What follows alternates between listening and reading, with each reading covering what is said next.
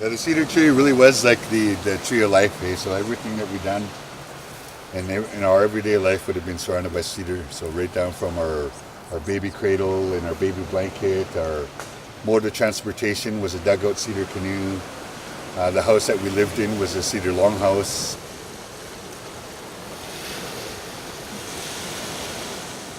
Even right down to like our final resting place would be in the bentwood cedar box. Historically, they used to have a number of different kind of burials, but there'd be ones that were in the trees.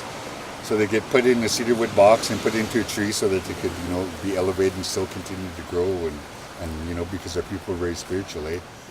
So our history and our historic site is based on these ancient longhouses. This village that is 5,000 years old.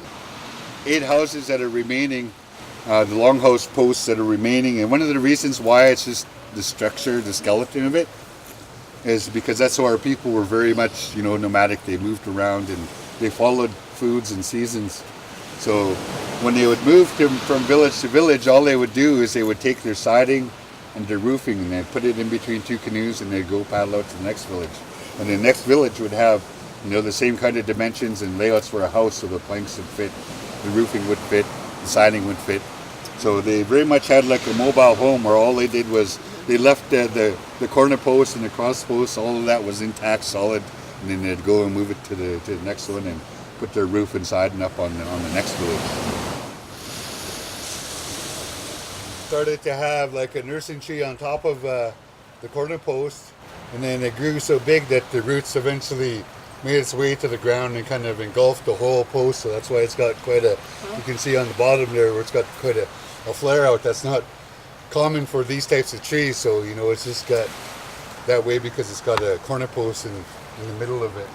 The people that would have been in here would have been like the potlatch house people. They would have been like me, the orators and the storytellers and the song makers and different things like that. And then in other houses, they would have maybe whalers.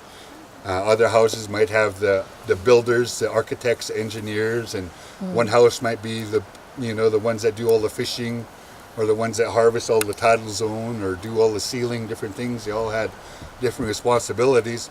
It's my house. It's my house. I'm coming back to reclaim my house.